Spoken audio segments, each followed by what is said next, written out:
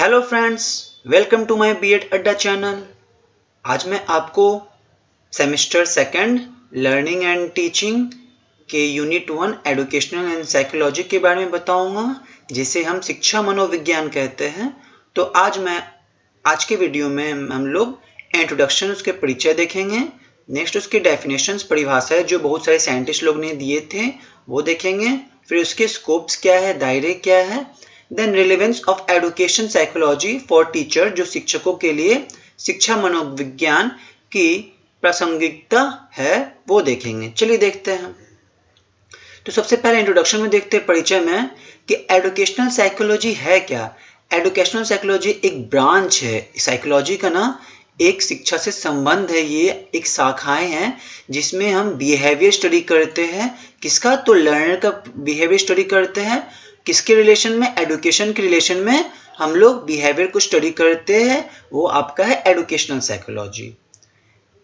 इसका जो डील्स होता है, इसका जो संबंधित है, वो आपके एप्लीकेशन जो भी साइकोलॉजी के होते हैं उसके साथ इसका संबंध होता है, और साइकोलॉजिकल फाइंडिंग जो होते हैं उनके साथ इसके फील्ड ऑफ एजुकेशन से इसका डीलिंग होता है।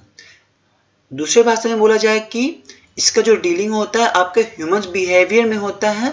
कोई भी आपका एजुकेशनल सिचुएशंस होते हैं उसमें ह्यूमन बिहेवियर कैसा होगा उसके हम लोग उससे डील्स करते हैं। अगला है, ये एक सिस्टमैटिक स्टडी है। ये एक क्या है? शैक्षिक सेटिंग्स है जिसमें हम लोग किसी इंडिविजुअल का जो डेवलपमेंटल है उसका एजुकेशन सेटिंग्स लोग पढ़ते हैं। ये एक साइंटिफिक स्टडी है ह्यूमन बिहेवियर का, जिसमें हम लोग समझते हैं, भविष्यवाणी करते हैं और डायरेक्टेड करते हैं एजुकेशन। क्यों? क्योंकि एक पर्टिकुलर गोल्स होता है जीवन में जिसे हमें निर्धारित समय पे, और भविष्यवाणी करते हैं जिसे हमें लक्ष्य को प्राप्त करना होता है। ये हो गया आपका एजुकेशनल साइकोलॉजी का इंट्रोडक्शन। चलिए आगे देखते हैं। आगे है डेफिनेशन, परिभाषाएं। बहुत से साइकोलॉजिस्ट ने और बहुत सारे साइंटिस्ट लोग ने डेफिनेशन दिया था। एक एक करके देखते हैं। C.E. स्किनर, जो कि बहुत ही फेमस हैं, ये C.E. स्किनर ने बोला था एजुकेशनल साइकोलॉजी क्या एक ब्रांच है साइकोलॉजी का जिसमें हम लोग टीचिंग एंड लर्निंग सीखते हैं, मतलब शिक्षण और सीखने से संबंधित ये हम लोग एजुकेशनल साइकोलॉजी में सीखते हैं। दूसरे थे crow and crow. Educational psychology बताता है कि आपकी जो लर्निंग है उसको सिखाता है, और जो एक्सपीरियंस है, हम लोग बर्थ से लेके हम लोग ओल्ड एज तक जाते हैं तो हम लोग जो चीज़ सीखते हैं, सीखने के अनुभव का वर्णन और व्याख्या करते हैं, वो हो गया आपका एजुकेशनल साइकोलॉजी। नेक्स्ट है E.A. पील। तो E.A. पील के हिसाब से एजुकेशनल साइकोलॉजी क्या है? साइंस ऑफ एजुकेशन है, मतलब शैक्षिक मनोविज्ञान शिक्षा का एक विज्ञान है। थ्रो के द्वारा एजुकेशनल साइकोलॉजी क्या है? Study of psychology aspects of education situations, मतलब शैक्षिक स्थितियों के मनोवैज्ञानिक पहलुओं का अध्ययन है ये। स्टेफेंस के बाद स्टेफेंस ने बोला था कि एजुकेशनल साइकोलॉजी क्या स्टडी है आपका एजुकेशनल ग्रोथ एंड डेवलपमेंट का, मतलब ये शैक्षिक मनोविज्ञान शिक्षक विकास और विकास का अध्ययन है। तो डेफिनेशंस हो गया। चलिए अब देखते हैं स्कोप क्या एजुकेशनल साइकोलॉजी का। तो पहला है ह्यूमन बिहेवियर, जिसे हम मानव व्यवहार कहते हैं। तो मानव व्यवहार करते हैं तो इससे हम लोग ह्यूमन बिहेवियर का स्टडी करते हैं हम लोग ये एजुकेशनल कॉन्टेक्स्ट में। तो साइकोलॉजी क्या स्टडी है? बिहेवियर का, और एजुकेशन एम्स का, जो कि हम लोग मॉडिफिकेशन हो रहे हैं हमारे बिहेवियर में। तो ये क्या कर रहा है? इन्फ्लुएंस कर रहा है एजुकेशनल साइकोलॉजी को, जो कि हम लोग के पहलुओं में शैक्षिक मनोविज्ञान का एक प्रभाव परिलक्षित होता है। नेक्स्ट है ग्रोथ डेवलपमेंट, वृद्धि और विकास। तो ये क्या है? एक प्रिंसिपल है गवर्निंग ग्रोथ और डेवलपमेंट का, जिसमें हम लोग इनसाइट प्रोवाइड किया जाता है कोई भी स्टडी करने का with the help of scientifically planning, मतलब ये साइंटिफिकली प्लानिंग करके ही और एग्जीक्यूट किया जाता है लर्नर के हिसाब से, जिससे प्रोग्राम कोई भी होता है एजुकेशन में वो लेते हैं। अगर ये साइंटिफिक स्टडी नहीं किया गया तो जो आपका स्कोप होगा, जो चीज़ आप अचीव करना चाहते हैं आप एजुकेशनल साइकोलॉजी में, वो आपकी अचीव नहीं होगा। तो प्लानिंग, साइंटिफिकली प्लानिंग होना बहुत ही जरूरी है। नेक्स्ट है लर्नर, सीखने वाला। द सब्जेक्ट मैटर, जो एजुकेशनल साइकोलॉजी का जो सब्जेक्ट मैटर है वो अच्छे से गूंथा हुआ है आपके लर्नर पे। तो जो भी जरूरत पड़ती है हम लोग के नॉलेज के बीच में, वो हम लोग को जरूरत होती है वो मिलती है इसके टेक्निकली। तो ये टेक्निक्स जो है हमारे क्या होते हैं, ये हम लोग को इम्पोर्टेंट होता है, हम लोग को लर्नर के माध्यम से ये हमारा बहुत ही महत्वपूर्ण ये है। तो इसमें देखते हैं हम लोग क्या है, knowing the learner and the techniques of knowing him well.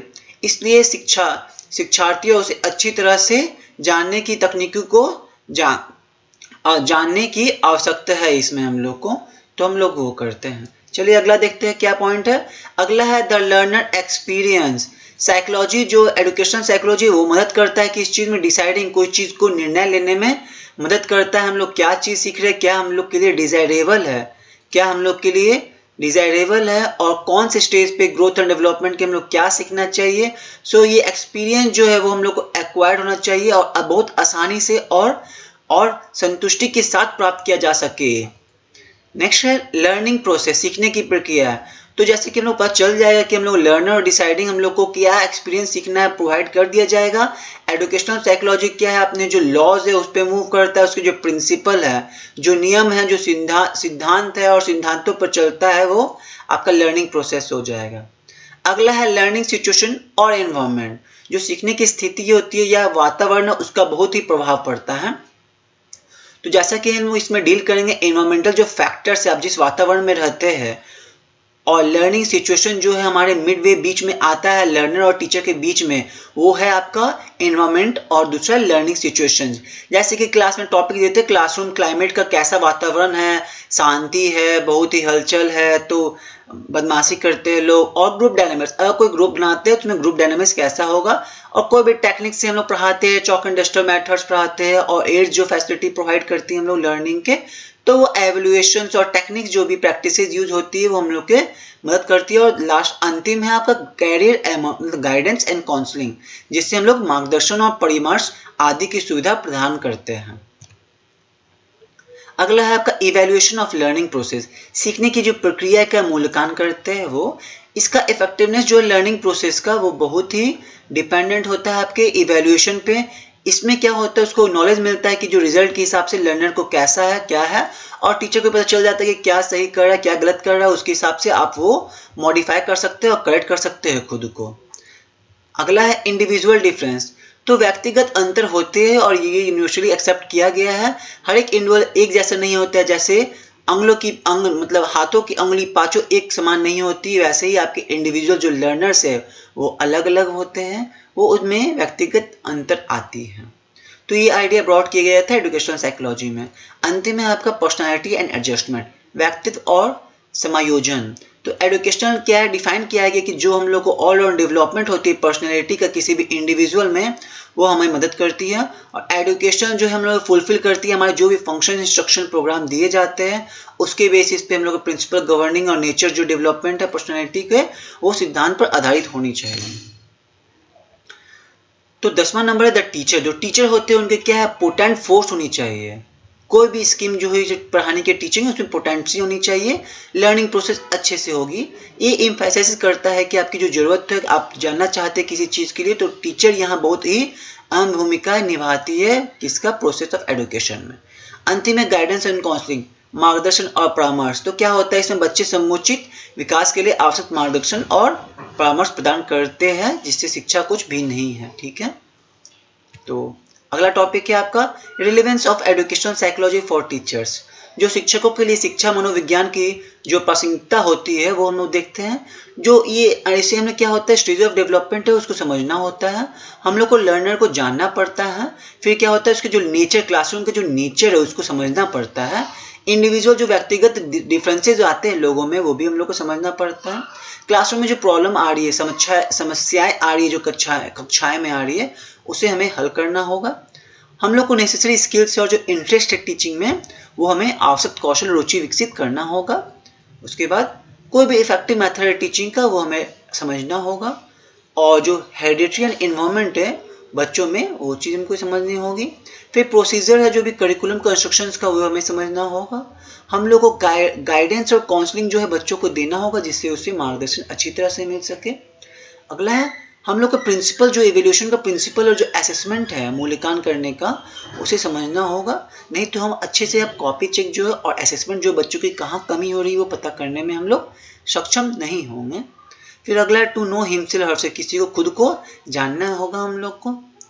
तो आज का टॉपिक जो एजुकेशनल साइकोलॉजी यहीं तक समाप्त होता है।